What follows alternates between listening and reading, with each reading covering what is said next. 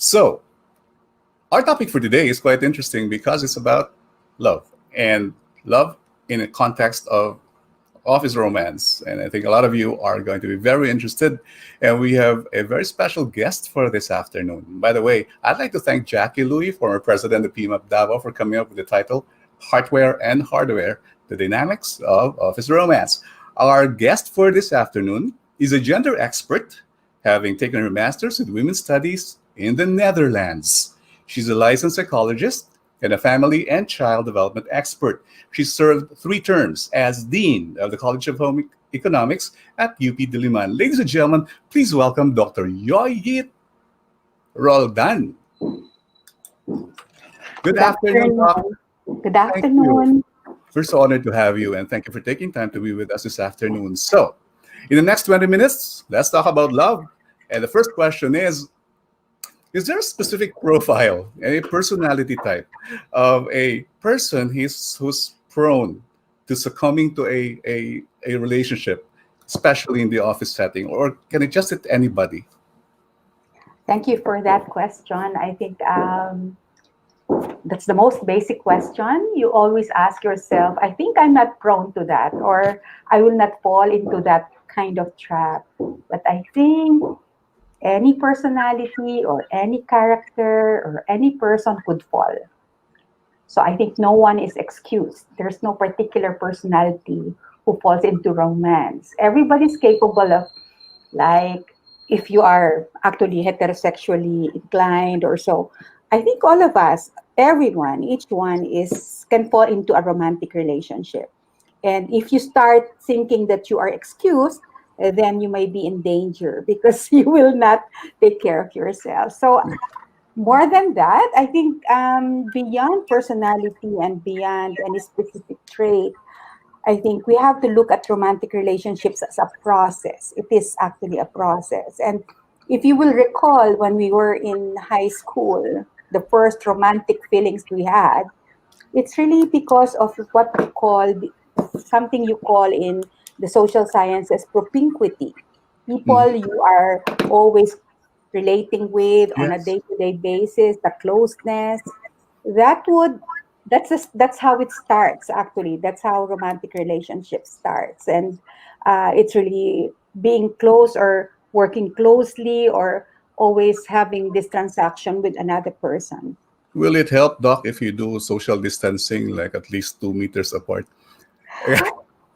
my next, my You next know, question, Doc, is sometimes, isn't it? A distance makes the heart grow oh fonder. yeah, yeah. So it So wala doesn't, talaga lusot. walang Walang gusot. Minsan, walang vaccine yeah. for it. Yeah. Yeah, Okay. in fact, that kind of, the earnestness or the craving for it even makes it stronger, makes the feeling stronger. So it's not, the distance doesn't, it's not a cure. Mm. Yes. That probably explains why, and this is a very personal question, Doc, because I have to disclose this. My wife and I were former office mates, and we actually belong to the same department. Both work at HR, work at a specific section. She was handling recruitment, I was handling training, and we were the only ones. I mean, there were only 2 of us in the section, and then proximity. Considering there were 3,000 employees in the company, and more than 50% of them were actually eligible singles. So proximity and constant exposure, just like a virus, are they really that strong? Yes, and that's where you start with, isn't it? The strongest connection we have is friendship, even among siblings, amongst parents and children when they grow up. It really starts with friendship, and it's one of the strongest and most lasting relationship you could have. And when you start with closeness, with friendship, that's where the bond starts. And yeah, compared to romantic relationships, it come and go. They come and go, but friendships they stay all our life. And I think that's how it starts. And when you're not friendly with your wife anymore, and you start having new friends, then you'll start having problems. So Yes. that friendship thing is very important in relationships, even with husband and wife. It always starts that way, Doc, right? And Yeah. I Yep. also had a, yeah, because both of us were in HR, and we always had a problem. Whenever she had a problem with me, she would go to NLRC for intervention. So Mm-hmm. that was a challenge.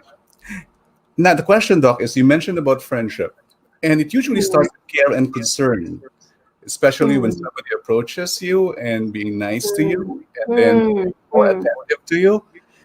Now, Mm-hmm. there's no problem if both of you are eligible, both are single, both are free. But what if it Mm. starts something what we call as illicit? How do we approach this?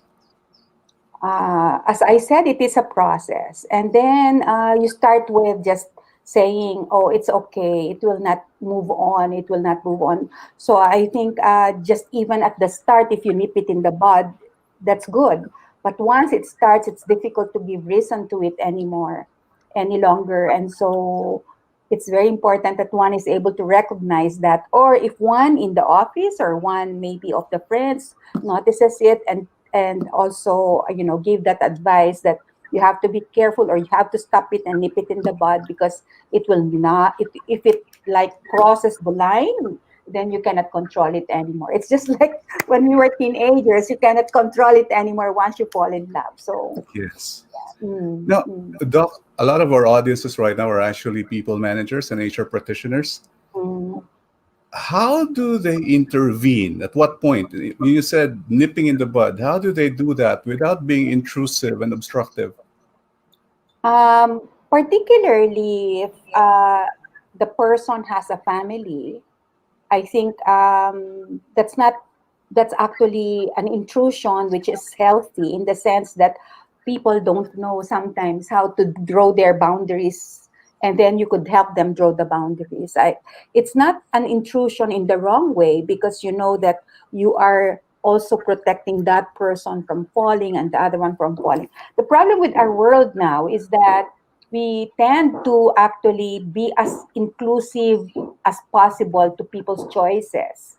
But in the long run, we know that people's choices or a person's choice is not always good. And there are very clear parameters, such as, you know, um, having a relationship with someone who is a family man with children and so on, or someone who's a woman with, with a husband. And so there are very clear parameters. And I think HR has, every reason to intervene because In it your actually you can, in my experience, you cannot separate personal from official in the workplace.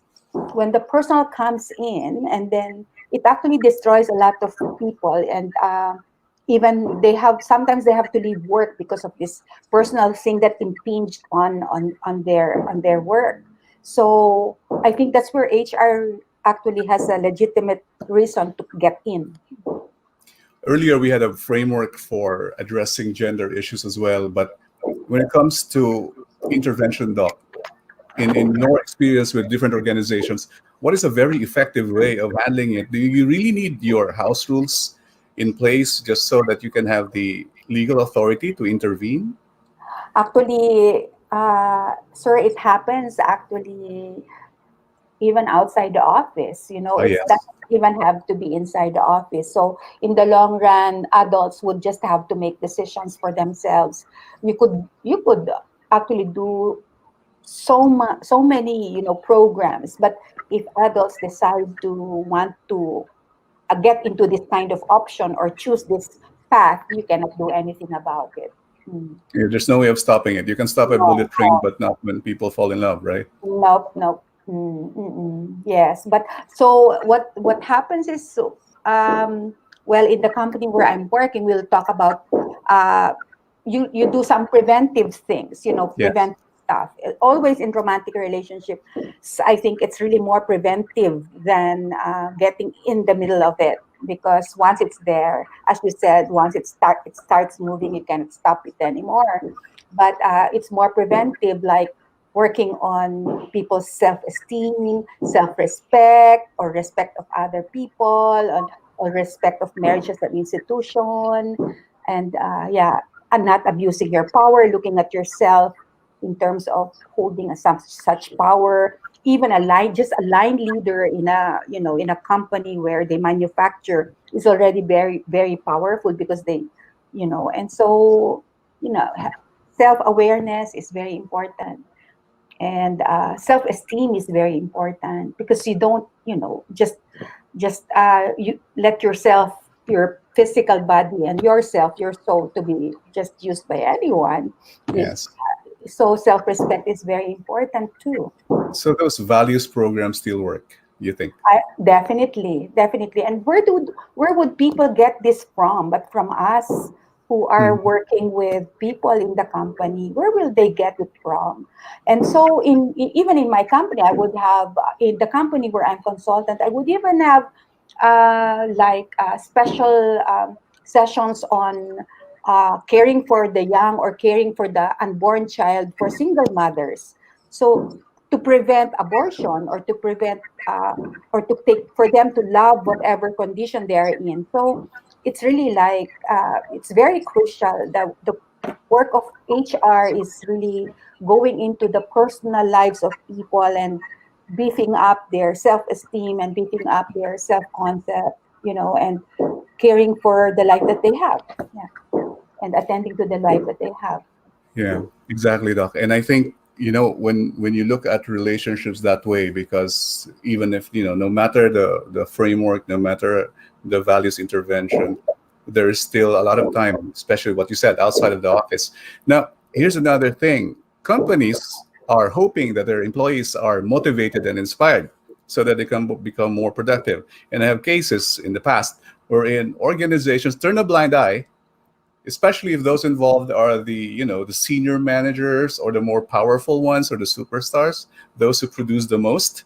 But then they intervene when it comes to the ranks. So how do you address that?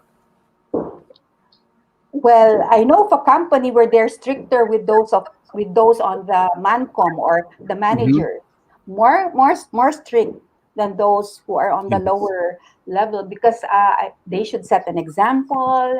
They should, like, mainly be, uh, like, people will look at them as, in terms of how to treat each other, how to regard each other, and they're the models. So the it's more strict. The rules are stricter with them compared to those on the lower ranks I in think terms there's of also morality. Mm. Yeah, Mm. I think there's also a hidden cost about it, Doc, because when people leave because they were heartbroken, unlike a company, for example, in Manila, they have a heartbreak leave for 3 days.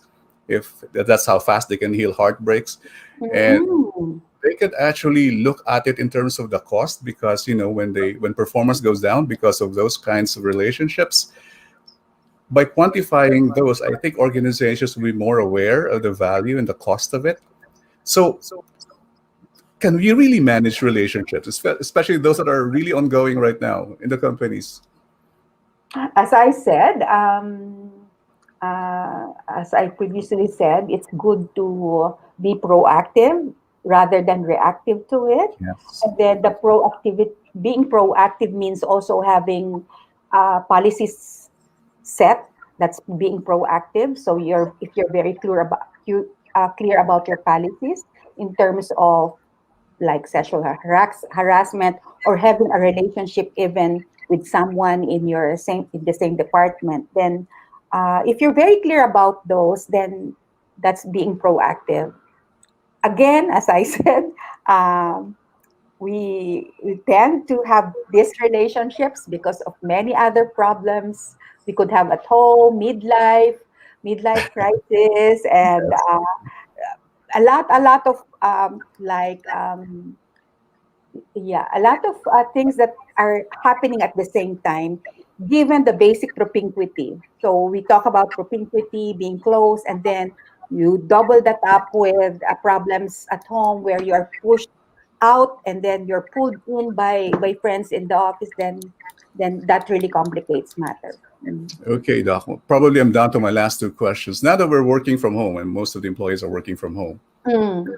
what do you think is the impact? Will the heart grow fonder because of distance? Or If there were existing relationships already, yes? then that could be, or that if new troubles creep into the household or in the home front, which is really happening quite a lot now because people are just getting tired of like being hooked in one roof Yes. all Uh-huh. together and wanting space and wanting new stuff, and so they want to get out. But I think if relationships are existing before the COVID, before the lockdown, then maybe it grows fonder.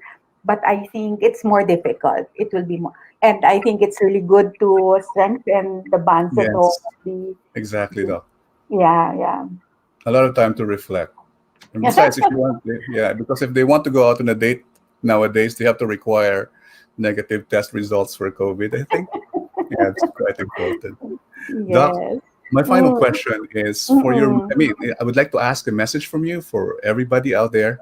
And I know a lot of a lot of us are hopeless romantics, and Yeah. we don't really know we will find the right person for us. Maybe it's in the office, maybe outside. But is there anything that you would like to share with us that that's something that we can take away and think about it as we reflect on this on our search for happiness? Yes, mm, first and foremost, I think we should be aware of ourselves, our own needs, and before even thinking of all this complicated, complex stuff, we have to really spend more time in reflecting and thinking of or sorting out what our needs are.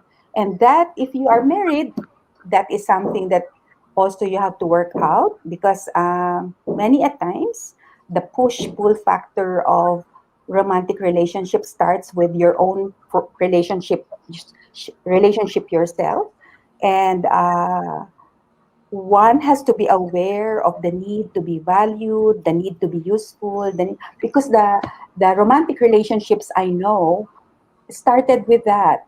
This person needs me. This person, I'm valued by this person. And at home, I'm not actually.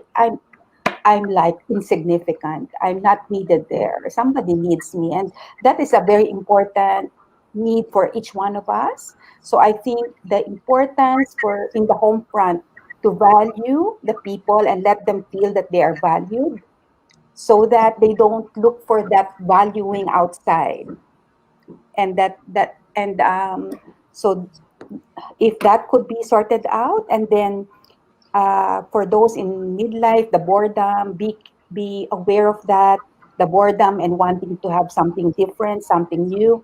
And for those particularly who are powerful or those who are holding, high positions, that in fact everything is within your access. You could manipulate things, you could maneuver things so that you could be close to this person, or you could actually have a special meeting with this person. Being aware really of ourselves, of how we manipulate and do things so that we are able to establish all these illicit or non-acceptable relationships. Yes. It really starts with us. It really starts with all of us, with individually, and then these individuals connect with each other. So that other person is also in need will connect with you, and then before you know it, you're so connected already. Yes. So Mm, thank you so much, Doc. Again, yeah. the message is especially that one. We if we have to love somebody, it's ourselves first. We start to love ourselves first, and anything else will follow. Thank you so much once again, Dr. Yoyit Roldan. Maraming maraming salamat po for joining us today.